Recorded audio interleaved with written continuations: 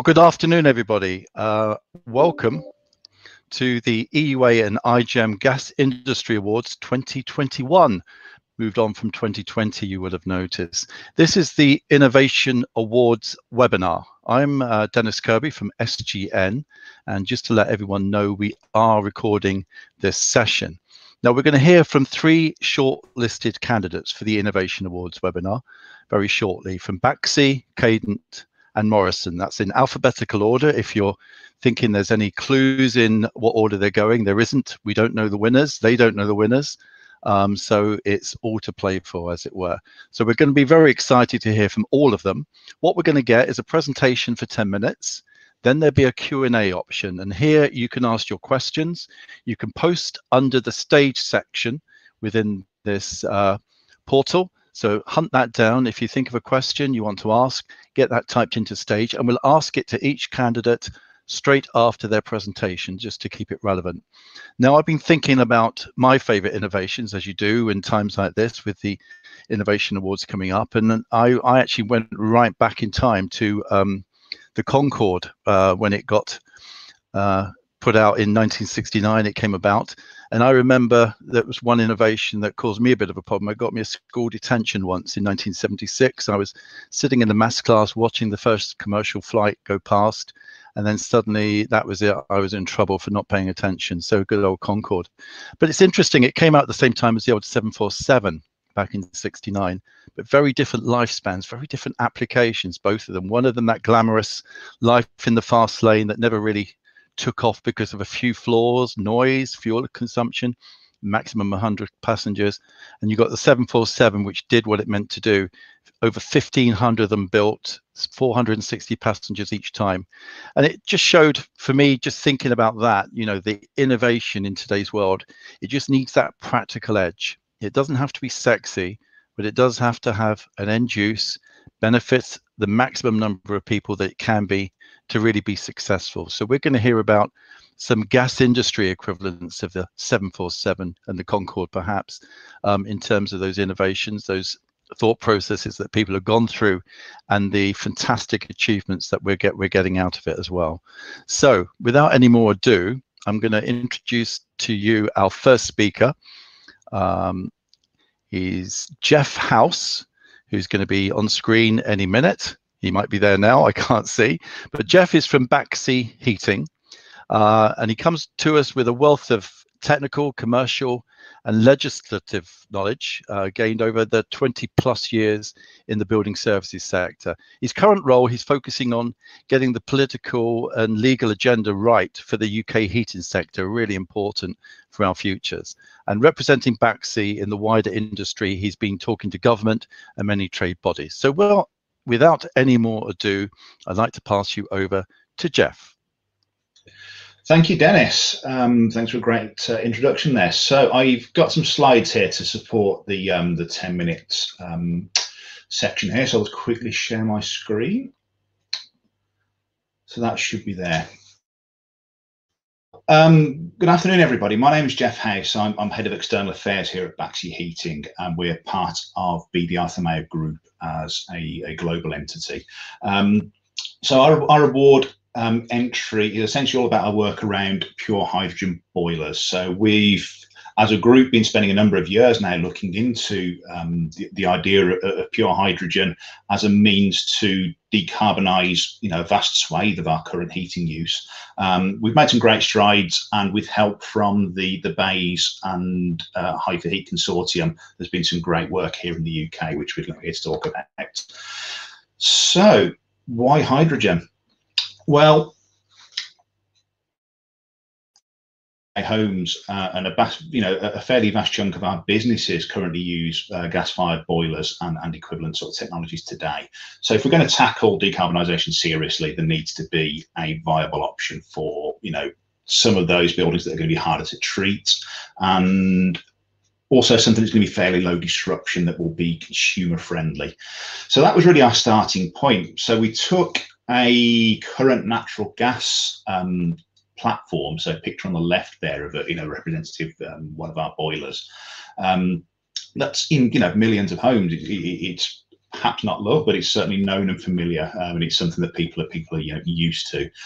So the idea was, try to make something or develop something that is as near as possible in terms of size, weight, efficiency and performance to the current appliance, and thereby getting around some of the issues that you're going to see for other options that are out there. So these things are going to be replacing boilers that are in people's kitchens, in kitchen cupboards, in other tight places. So size is pretty important.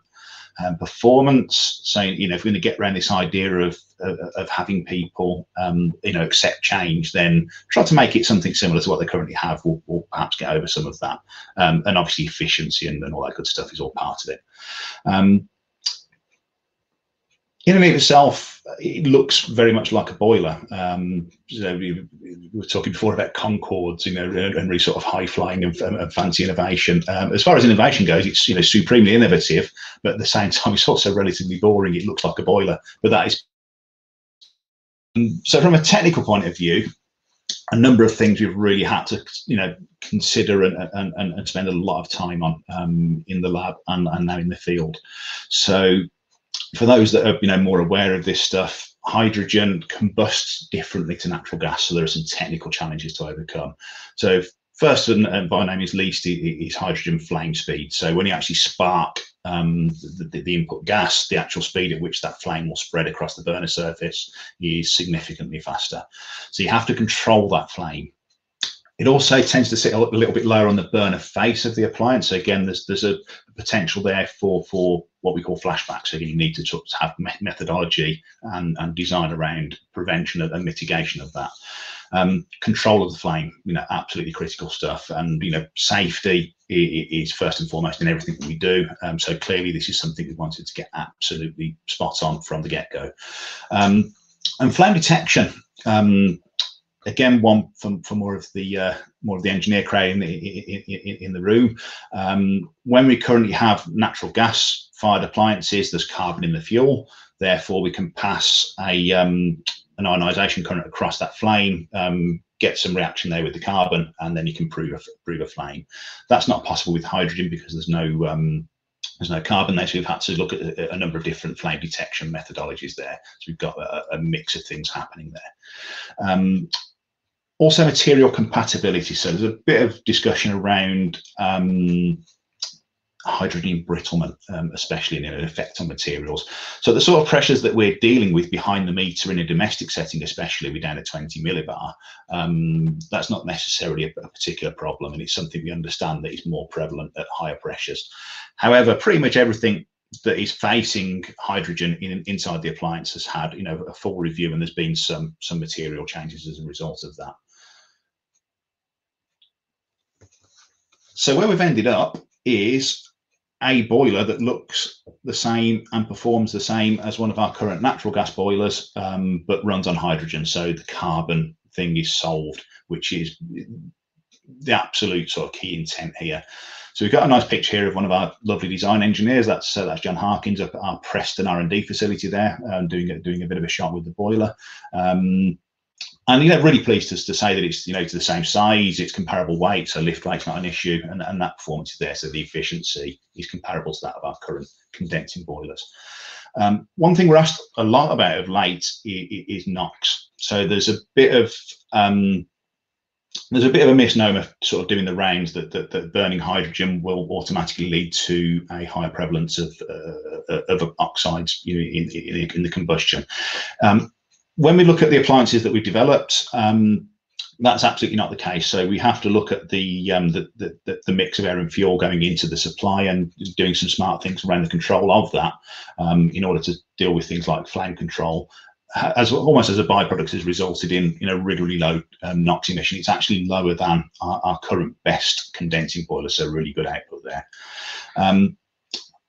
Again, almost a secondary benefit, we found that because there's no carbon in the fuel, so the first sort of priority is all about net zero and climate change, but because there's no carbon, there's no production, no possibility for production of carbon monoxide. So although a really secondary benefit, it is a positive safety benefit nonetheless. Hydrogen ready is something we'll come on to in a second, but hydrogen ready, we believe, will be a really good stepping stone and enabling step for a big chunk of the housing stock. And we're in a position now where we've effectively got a good prototype out in the field. We've got some run hours on it, and we're really ready to start commercialization or pilot project demand. So there are some larger scale projects in the offing, which you'll have seen in the press. So things like H100, for example, with HGM, another project in the mix.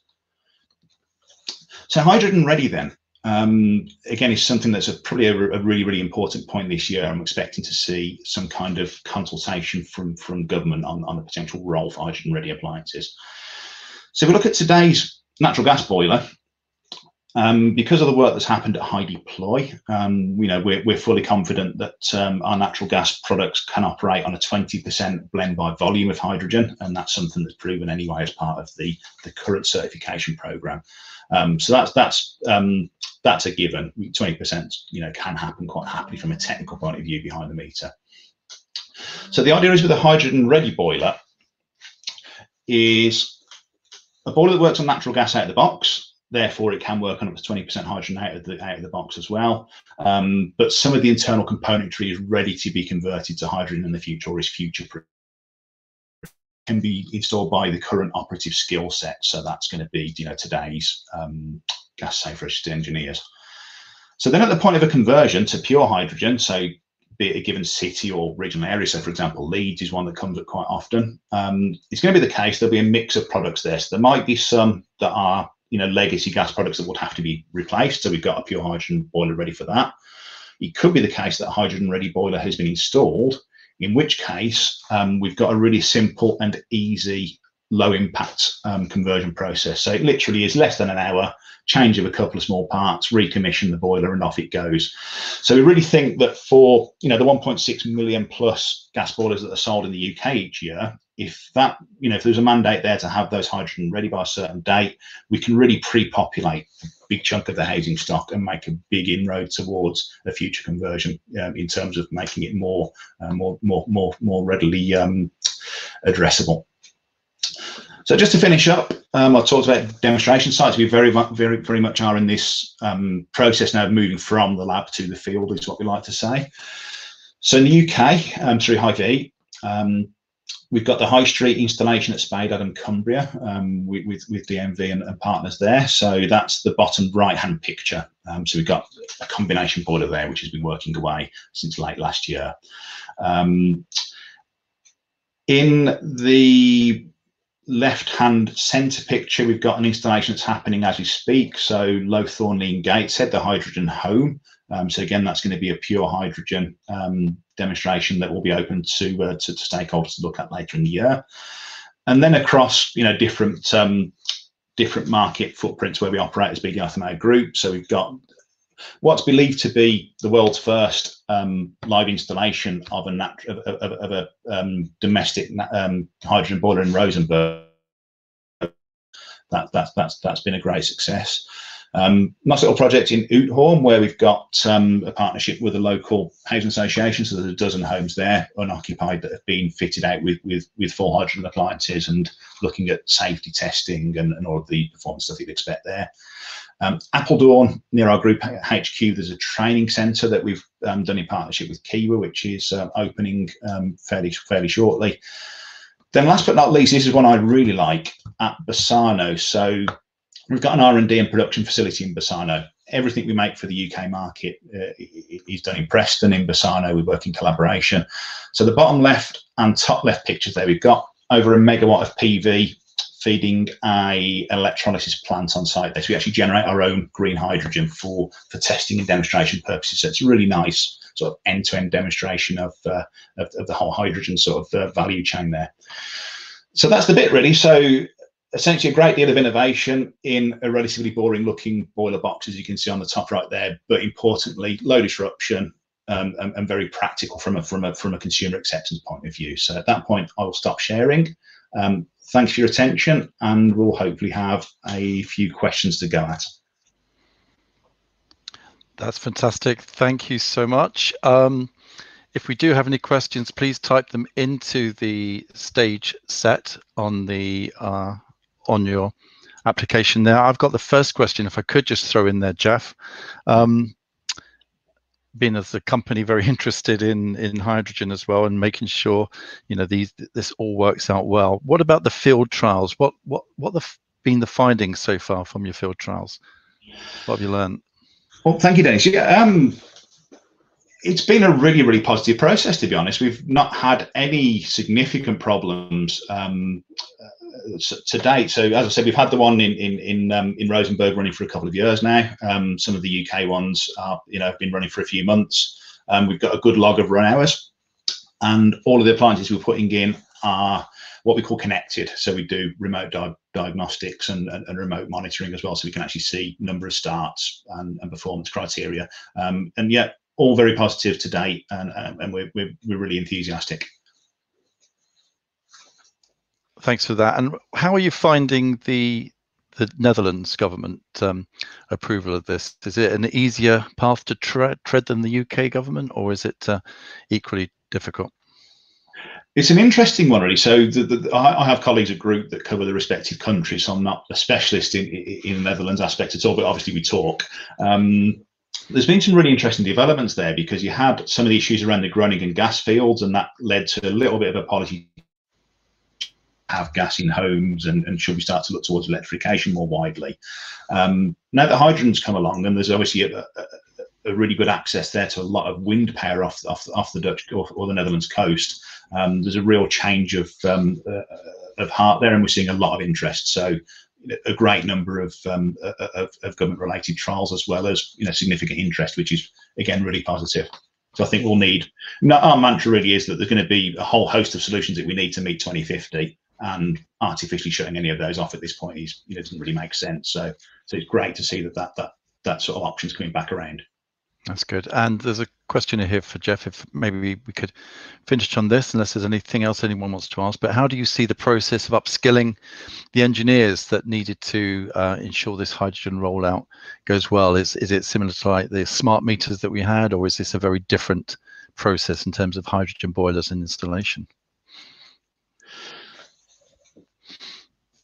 Yep, just got a little bit of break. I missed the end of that question, but I'll get the gist of it. So from our point of view, we're really obviously interested behind the meter and the installation of appliances and the looking after and maintenance of appliances.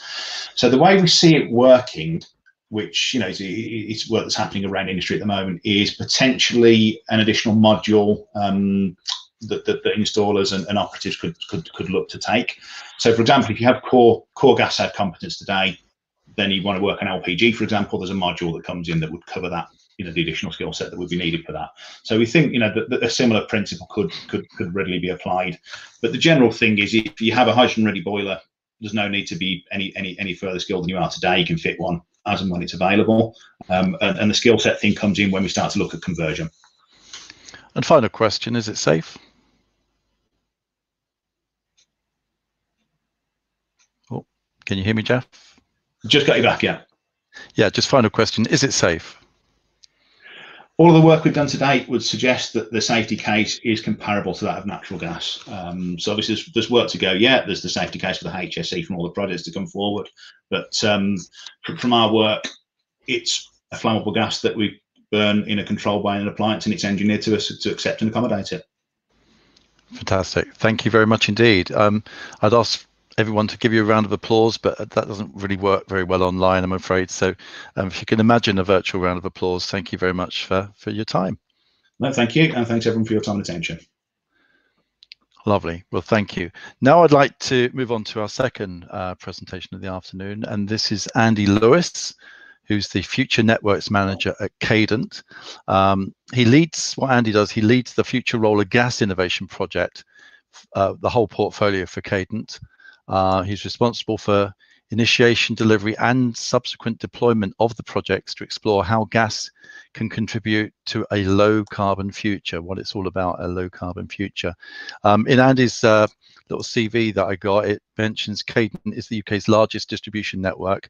That's always difficult for someone from SGN, who's the UK's second largest distribution network. I like to think of us as the third smallest, so it works always, doesn't it? So without any more ado, can I introduce Andy Lewis? Hope you're there, Andy.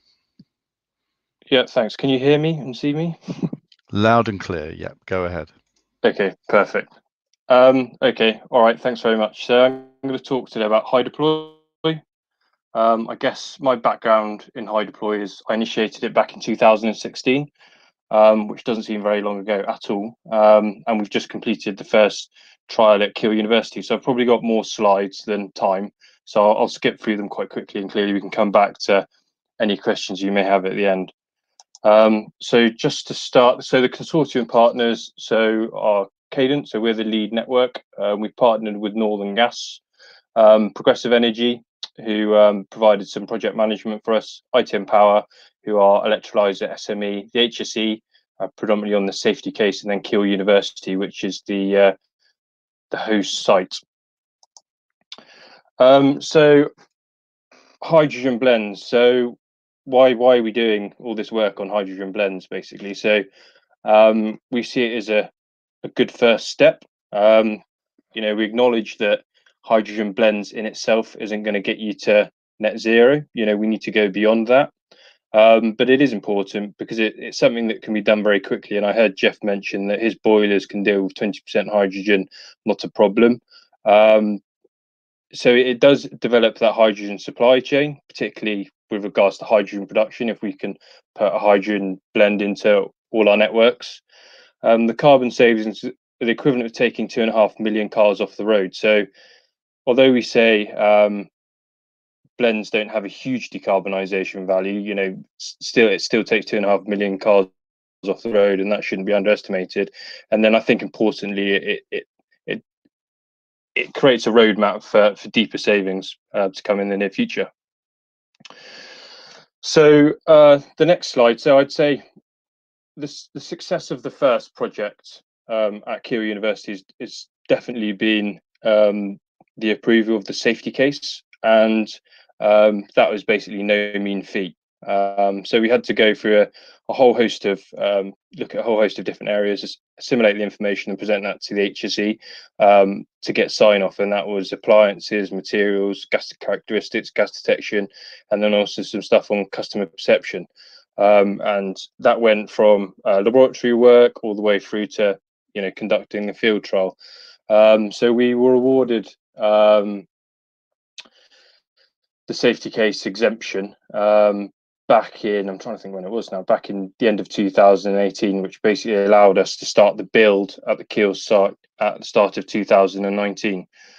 And what we built at site, you can see here from this aerial view. So we had the hydrogen production was predicated on a PEM ITM electrolyzer. We had power supply unit, we had some transformers, the first hydrogen grid entry unit, which basically takes the hydrogen from the electrolyzer, mixes it with the natural gas, and then injects it into the network. And then also a buffer tank, which acts as a mini store basically within the hydrogen compound. And this equipment now is going to remain at Keele University. So there's been a lot of sort of interest in subsequent hydrogen projects. We're also looking to use this facility in the future when we come to training all our gas operatives on hydrogen. So yeah, this is staying at Keele. Okay, so I guess just to give you a bit of background on the actual network at Keele, we've been injecting into a medium pressure network that then goes through pressure reduction into the low pressure. So actually within the network itself, there's 100 domestic buildings and 30 university buildings as well. So in essence, 100 homes and 30 university buildings. We started off the trial on the 30th of October 2019 after basically building throughout the summer. And I think we started on 1%, and then we basically went incrementally up through the steps, and the highest we've reached is 18%, and that sort of keeps us below, gives us a bit of headroom before we hit that 20%, which clearly we can go no further. We can't go above. So each stage, as we sort of gradually ramp things up, we had to go through combustion checks, governor checks, compound. We also had to check the gas composition, and that's done by a gas chromatograph and also in the laboratory.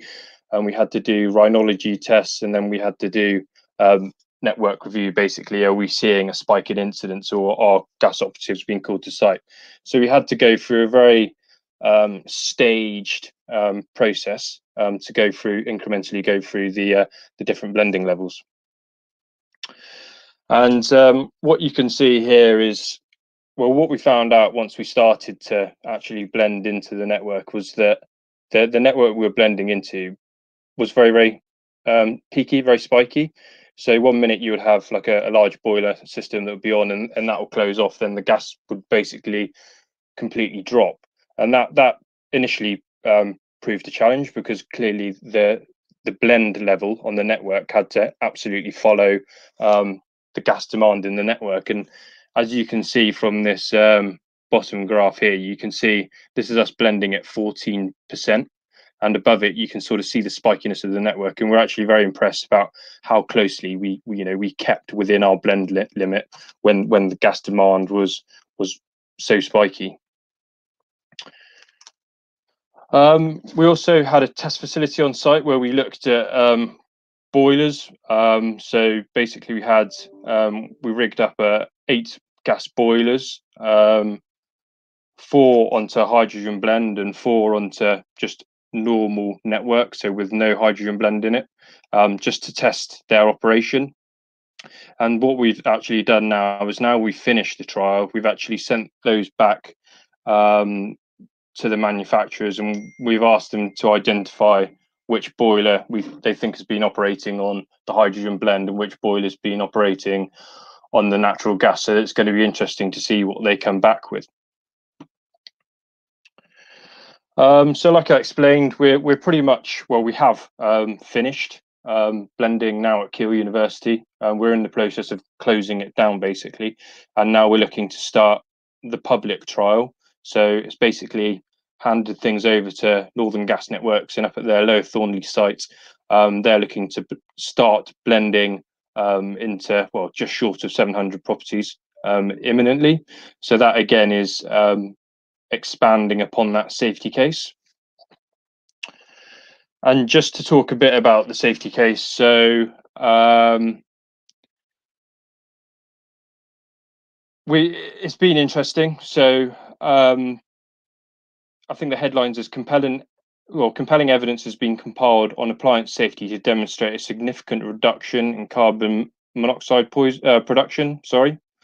And there's also evidence base indicates hydrogen blend is slightly safer than natural gas. So whereas our challenge from the HSE has always been to prove that a hydrogen blend is no less safe than natural gas, and what we think we're able to demonstrate is that hydrogen blend is actually safer than natural gases today.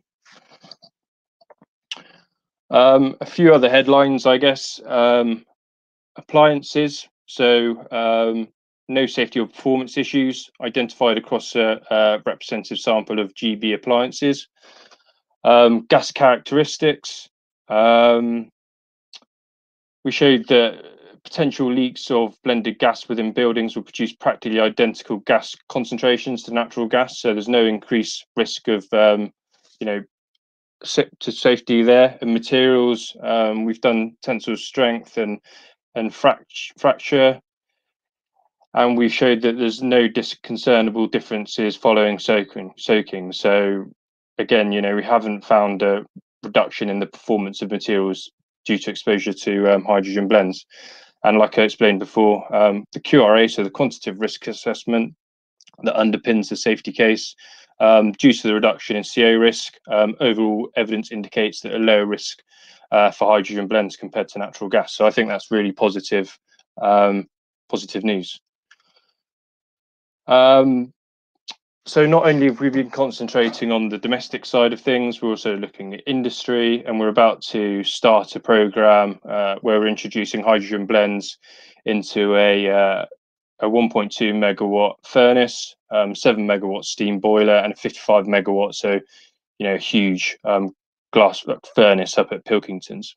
And that's basically we've jumped on the back of BEIS's industrial fuel switching program that Progressive Energy are running. So again, we're starting to expand the evidence for the safe operation of hydrogen blends by looking at industry. Okay, I think I'm probably running out of time now. Where does this all end up? So I guess this ends up for us with the HyNet project from Cadent's point of view. So we're looking to blend 3 terawatt hours of hydrogen into the gas network up in the northwest. I guess just progress on HyNet. We've just had announced that we've received £72 million worth of funding for the project from government funding from the Industrial Decarbonisation Challenge Fund, and also private match funding. So now we're undertaking the FEED and the consenting. Cadent is focused on the hydrogen network, which you can see in the black from the graphic. So that's really coming on now, and like I said, that's fundamentally where we want to start the hydrogen blending story at scale. So I think that's all from me. Yeah, happy to take any questions there maybe. That's fantastic. Thank you very much indeed, Andy. Another speaker who's got 10 minutes absolutely spot on. I don't know how they do this. It's pretty clever stuff. So any questions? If you want to ask a question, please pop it into the chat box. We can then pick them up from there. The other thing I wanted to say is there was a few issues with slides there, Andy, but what we'll do is make sure that everyone gets a copy of your slides. I think you referred to a graph or two, which I don't think we could all see at the same time. So we will make sure that they are distributed to everyone as well. Not your fault at all. Don't worry at all. That's how these things work. Quick question then, first one really, or something that's coming in. I was going to throw in the first question, but what aspects of the project did you find the most challenging? And let's just read it. As you're shortlisted for the Innovation Award, what do you think has been the greatest innovation in the project? So what was the most challenging, and what do you think ticked the box for innovation? I knew the HSE's assessment would be robust of our safety case, but I hadn't quite appreciated quite how robust. So I would say that was certainly a challenge, and I would say it went to the extent where absolutely no stone was left unturned, basically, and the amount of evidence we had to provide to satisfy that they were completely okay, basically, to say yes, you can inject hydrogen into Keel's network. I would say, not that we ever did underestimate it, but it was vast. It was huge. It was a massive undertaking. So I think the biggest success of the project would be that from a personal point of view, but also I guess just adding another one would be the consumers on site and how supportive they were of the project. And to be honest with you, the fact that the HSE were involved and they were giving us, making sure we went to absolutely the nth degree to prove that it was absolutely safe meant that they were generally happy to be part of the project. And so I'd say to an extent almost, to be proud of being part of the project. Did you need to win them over? I guess. Did you need to win them over? Was there a lot of skepticism to start with in terms of far the less with the than I expected? Houses? Yeah, far less than I expected. To be honest with you, I expected it to be, to have to do a lot more. But I think, when they realised who was involved with the project and the due diligence involved with ensuring it was safe, then they were generally supportive. So having that independent HSE sign off was very important. I don't know if we were just to say, no, this hasn't been signed off by anyone but Cadent, for example, or you know, I'm sure it might be different, but having that independent, trusted auditor helped a lot. And finally, in terms of blending, is blending got a future of its own, or is it a means to an end for a full hydrogen network, do you think? How will that play out going forward? I mean, it's clearly got a shelf life because it's not going to get you to net zero. I mean, sorry, when I say it's in itself, it's not going to get you to net zero. So it is a stepping stone to net zero. Yeah. So yeah, we can't say, here, we can do hydrogen blending, this is it. You know, we need to go that next step. But I think hydrogen blends across the country is a meaningful first step. Brilliant. I don't think we've got any more questions, so I'm going to say thank you very much indeed for your time, your 10 minutes, and the questions as well. So thank you, Andy. And I think we've got James to follow on. I can see your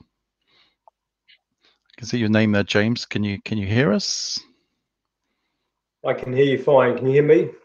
Yep.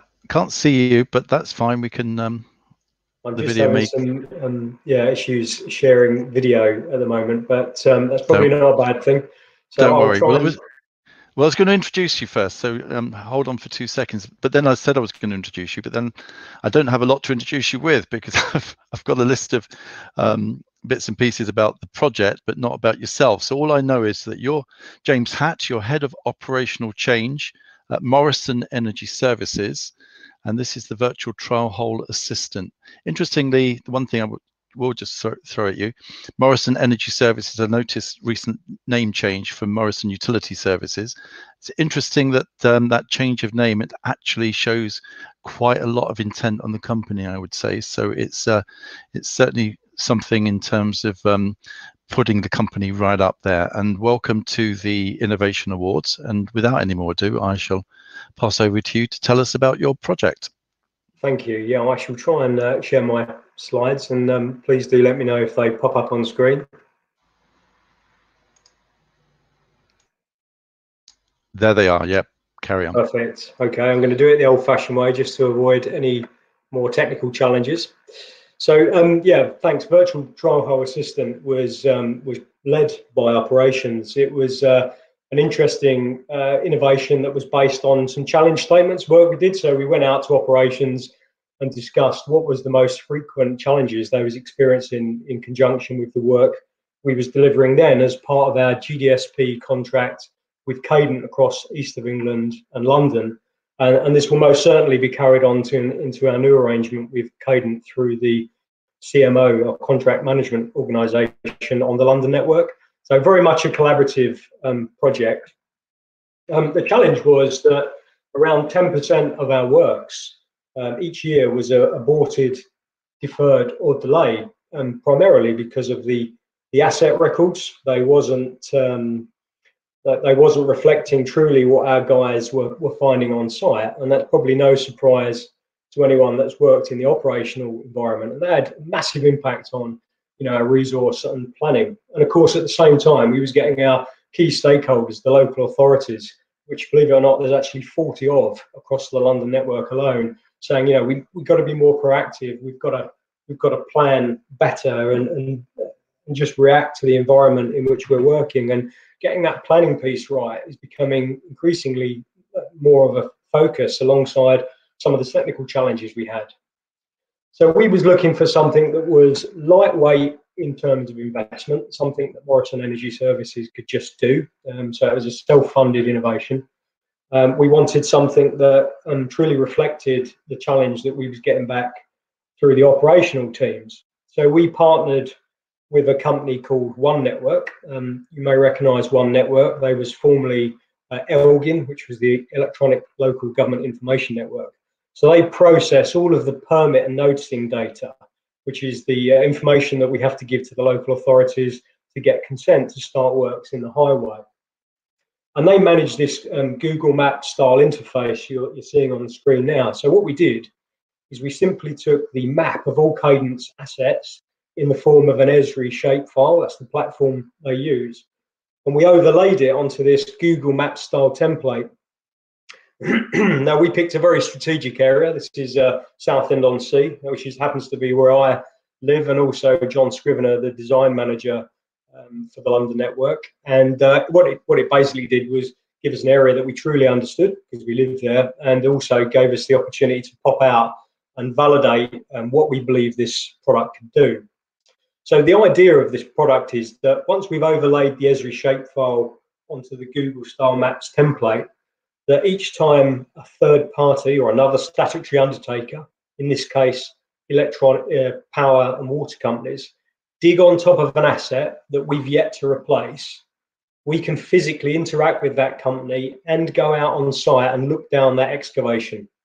So when they are working on top of an asset that we're yet to replace, we can go out and basically look down their excavation, look down their hole, and validate, in many cases, our assets, depth, location, so on and so forth. So the great thing about this product is you can filter it by view. Now, in this instance, I was actually looking at the whole of what was the GDSP network then, and you can see in the bottom right-hand corner, there was 1,776 opportunities to go and look down an excavation on top of a pipe we'd yet to replace across the whole of east of England and London, which actually went on to present us a lovely new challenge: is how do we optimize such a big opportunity? But those little dots you can see on this map do represent other parties' notice and permit. So what does that actually look like in ops? Well, when you take a more detailed look, and hopefully you can all see the picture on the right hand side, which is a screenshot, and you can see little taps and flames and so on and so forth. The little taps represent works that's being carried out by the water companies. The flames represent works being carried out by the power companies, so on and so forth. And what you also get is a little pop out, which gives you a very detailed description in many cases of what that other undertaker is doing. So you can make a good assessment whether they are likely to have exposed your assets, so major works, road crossings, etc. And in this case, you can see they're excavating in carriageway over a critical leaking trunk main, which is a water term. But once we know that, and we've got some certainty that our asset will be revealed to us, then that's when we ask our local representatives and surveyors to go out on site, physically look down the hole. And the picture you can see here in the bottom left-hand corner was exactly that. It's where we'd gone out and looked down someone else's hole, and we could see our asset in there, and it was a different size, depth, material, and diameter to what was shown on the construction plans, on the as laid plans. So you know, we're getting this type of evidence which informs our DR4 process, which is our variations to plan process, and also it helps us plan far more accurately, because the traffic management requirements and the the permit requirements are very specific now. So it's really helped us be more focused in our planning, and we'll continue to do so in the London network going forward. And you can imagine the cost of a trial hole now, when you factor in traffic management costs, permit costs, the time in negotiating with local authorities. Each one of these, it gives us an opportunity to see our asset ahead of our works and potentially do some more evasive surveying work. Just pays dividends. It's been a fabulous solution. What I would say as well is that we've also used it in some of the planning applications. So as part of my role in Morrison Energy Services, I've actually been mobilising the CMO arrangement with Cadent for GD2, which is the latest contract with those guys. And what we have noticed is that even in the planning process, this product, this platform has helped us identify where there's been Section 58s, which would have precluded our work being planned, which are not always visible immediately through the local authority, but also where there's existing works. I mean, sometimes, as you can appreciate, our colleagues that work in the emergency response and repair process across gas, water and power don't have the luxury to collaborate and share the insight with us of where they're going to be working in advance, because of course it's reactive by nature. So this platform serves that information up to us in real time. We can go out and obviously utilise those excavations, as well as those that are in a planned and controlled way through the normal process. So the scale of the opportunity here is huge, and to filter that opportunity down, we've developed a platform so it's by screen view. So if you're a project manager and you're responsible for the borough of Southend-on-Sea, for example, you can select to only view what's going on in your borough. So in terms of prioritizing how you go out and optimize the opportunity, it just makes it so much more focused. And obviously, massive environmental benefits of the reduced excavation. Enabling, we know, is key to reducing that lost meterage, that 10 to 15% of all deferred works that we spoke about. So having ones that are being done by definition by other undertakers is an absolute gift. It's working really well. And one of the learning items that did make me laugh is one of the operational guys described that if you gave this platform to someone who could tell you what colour crayon tastes best, it probably wouldn't get the most out of it. And I interpreted that as you need the right people using these platforms. So in terms of making sure you've got someone that truly understands what's happening out there on the network, just helping those project managers understand how to optimize this is absolutely priceless. And also, we're going to rename the innovation because virtual trial hole is actually largely associated with ground penetrating radar. So just to make the determination, we are going to rename it. We're not sure on a catchy name yet. I put it out there to ops again, and I had comments come back like, boating at Boatface and lookingmyhole.com. So, which for interest has already been taken by a paralleled industry. So I wouldn't suggest that we've come up with the right catchy name for this product yet, but I feel that we're going to rename it. So watch out for that soon and the expansion of its functionalities. Just moving on to some benefits before I wrap up. Obviously, reduced excavations, I think we've covered that. The asset verification process through the DR4. The safety case was one that we considered but didn't truly recognise its benefits, because of course it's not just our records that are sketchy at times in the gas sector. It's also true of power and water companies. So we've been able to understand the depth of third-party plant and the ground type, which has been huge too. The customer impact, obviously, planning more concisely means less disruption. The smarter planning piece has been recognised through our CDM efforts and through the design team in Cadent.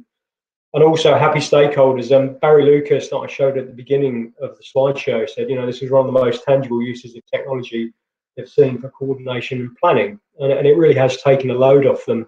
And I was in a meeting with the Greater London Authority this week, and through this platform in real time, I was able to look at what was going on in some works associated with HS2 and some of our other contracts. It's incredibly powerful. So that wraps me up. Hopefully I've made good time there for everyone's benefit. And if there is any questions, please let me know. That's great. Thank you very much indeed, James. That's very interesting. I've got a question for you to start it off. If anyone else has, please post away. You said about the one dot network where it highlights where there's other companies digging, and that could be on top of your plant. But when you get there, how accurate is that in terms of dead on the plant? I mean, if it's missing by 3 or 4 feet or a meter or two, you're not going to get the information you want. Is that an issue? It can be an issue. I think the focus is, again, looking at the information in those pop-ups, because what we have to populate in the permits now is incredibly accurate. So, for example, we have to say, what side of the road we're working outside number 1 to 68, for example. So we can determine whether, where they're excavating is on the right side of the road. And of course, for some of the major works, as we identified in that Thames water job earlier in the city, they was crossing the entire carriageway and had a 3-metre wide excavation for the works on that trunk main. They had every conceivable asset exposed in that area. So yes, there is some challenges, but again, it's about that little bit of work, a little bit of kind of almost pre-enabling, using the platform to its full scope, prioritising it and making the most of the opportunity where you feel there is the most risk. So for example, if it's an excavation on the TfL's network, where permitry and noticing and trying to get road space is incredibly challenging, this is where this type of thing plays dividends. But also in those areas where you absolutely know plants clustered together. I mean, as you know, typically the water main was laid a couple of 100 mil deeper than the gas main, virtually side by side. So there's many occasions where this works really, really well. I would say 80% of the time we're getting a good degree of accuracy.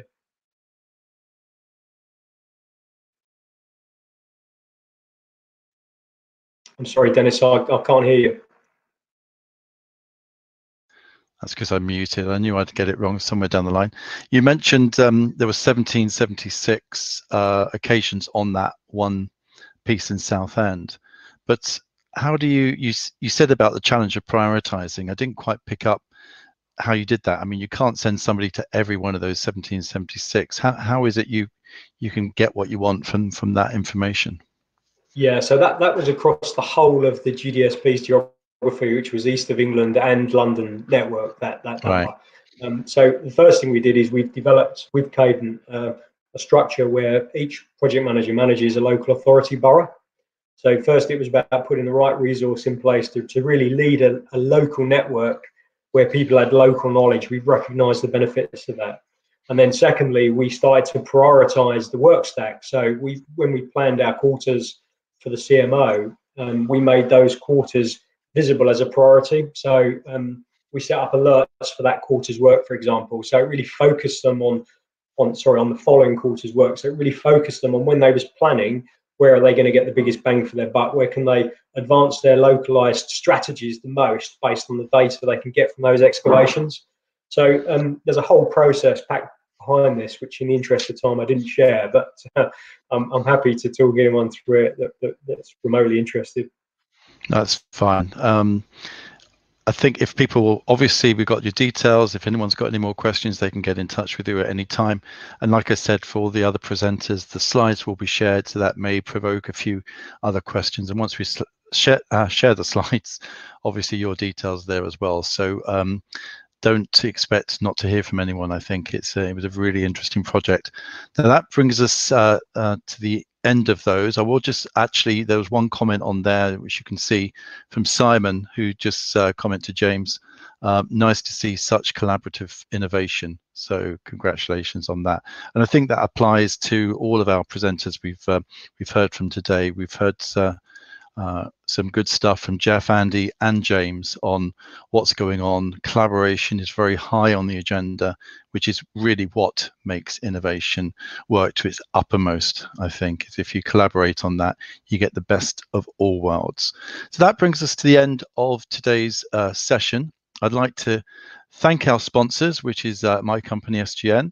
But above all, I'd like to thank our speakers, Jeff, Andy and James, but also a thank you to IGEM operators behind the scenes who have set all this up, who've worked so hard to make it all happen. Linda and Simon, and Simon's even on his day off, he's operating everything from behind the scenes. So thank you both, Linda and Simon, for putting this together and enabling us to come and join the session today. A quick reminder, the next webinar session is next Tuesday, if you wanted to tune into that. But the big event, the one not to miss, is the actual awards. We've waited a long time. We've waited since early 2020 for this one, but they're taking place on the 18th of May. So make sure you get yourself registered, find out who has actually won these, not just the Innovation Awards, but all the other awards on that day. So please get yourself registered, come and join in. It's going to be great. Thank you.